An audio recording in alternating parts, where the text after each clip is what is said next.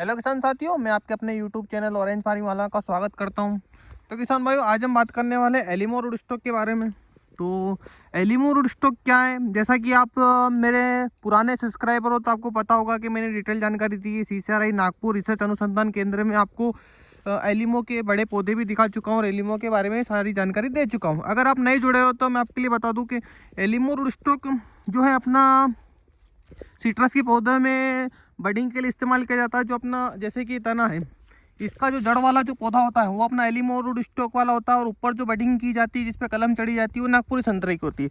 तो इसी तरह नींबू में होती है और इसी तरह अपने जो है मौसम्बी में की जाती है। तो आप ये जो बाग देख रहे हो हमारा जो है अपना नागपुरी संतरे का बाग है, जिसका रूट स्टॉक नागपुरी है और कलम भी नागपुरी है, क्योंकि नागपुर से अगर बडिंग होती है तो नागपुरी कहलाती है। तो किसान भाइयों, अगर आप नई बागवानी करने का सोच रहे हो और आप सिट्रस में जो है नए किसान हो तो आप एलिमो रूट स्टॉक की तरफ जा सकते हो, क्योंकि जो रिसर्चों में जो पाया गया है उसमें एलिमो रूट स्टॉक में दूसरे रूट स्टॉक के मुकाबले आपको प्रोडक्शन भी ज़्यादा देखने को मिलेगा। और ये जो पौधा होता है ये अपने 4 साल के बाद जो है अपना प्रोडक्शन पा जाता है, जिसके कारण जो इसकी कैनोपी जो होती है वो बिल्कुल सेट हो जाती है, जिसके कारण जो काफ़ी बढ़ नहीं पाती है।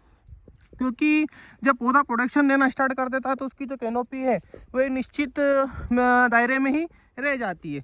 और तो दूसरा ये बता दूं कि आप एलिमो रूट स्टॉक का प्लांटेशन करने का सोच रहे हो तो आपको 16 बाई 16 से कम पौधे की दूरी पर ना लगाएं, क्योंकि आगे चलकर आप पास में दूरी लगाते हो और मौसम अनुकूलित नहीं रहता और पौधा अपना फ्लावरिंग नहीं लेता है, तो क्या होगा कि अपनी वेजिटेटिव ग्रोथ पे आ जाता है, जिसके कारण पौधे की जो कैनोपी है वो बढ़ जाती है, चाहे वो एलिम हो, रंगपुर लाइम हो, चाहे रफ लेमन हो। तो इस बात का आप ध्यान रखें, जब अपना पौधा अपना प्रोडक्शन देता है तो उसकी ग्रोथ रुक जाती है, प्रोडक्शन नहीं देगा जिस साल तो अपने वेजिटेटिव ग्रोथ पे आ जाता है। तो संतरा का पौधा जो है अपना गर्म वातावरण वाला पौधा है, जिसको ज़्यादा जो है नमी पसंद नहीं है। अगर नमी लगातार बन रहेगी तो पौधा अच्छी ग्रोथ करेगा, अच्छा हरा भरा दिखेगा, पर फ्लावरिंग नहीं लेगा। इसलिए जो है पौधे में जो है पर्याप्त धूप आना जरूरी है। दूसरा जो है हवा आना जरूरी, इसलिए एक निश्चित दूरी पर जो है अपन 16 बाई कम से कम 16 और ज़्यादा से ज़्यादा आप अपने हिसाब से रख सकते हो, पर 16 बाई 16 से कम दूरी पर इसका प्लांटेशन बिल्कुल ना करें। अगर आप एलिमो रूट स्टॉक पे नागपुरी संतरा और दूसरा अपना मौसम्बी, हेमलिन, नटाल गोल्ड, काटोल सारी वैरायटी उपलब्ध है। और नींबू में NRC 7, NRC 8, फुले सरबती सारी वैरायटी अपने एलिमो रूट स्टॉक पर अवेलेबल है। अगर आप पौधे लेना चाहते हो तो आपको इसकी एडवांस में बुकिंग कराना पड़ेगी, जो स्क्रीन पर चल रहे नंबर पर हमें संपर्क कर सकते हो। और दूसरा आप ये हमारा बाग है जो कि नागपुरी संतरे का, और देख सकते हैं हमने कितने अच्छे से इसको मेंटेन किया है। हम थे निरंतर जो है इसमें स्प्रे मैनेजमेंट हुआ, खाद मैनेजमेंट हुआ और बाकी सभी चीज़ें करते रहते हैं। और देख सकते हैं आप इस पौधे की जो हमारी कंडीशन है।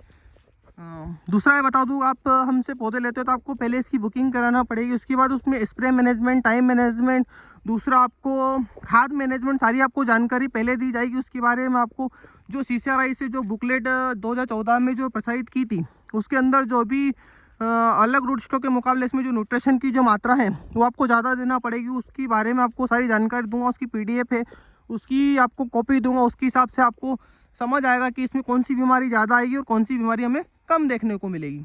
तो एक और बात का ध्यान दें कि जैसे अपने पौधा हमारा इसमें अपनी ड्रिंचिंग की हुई है, इसके अंदर जो है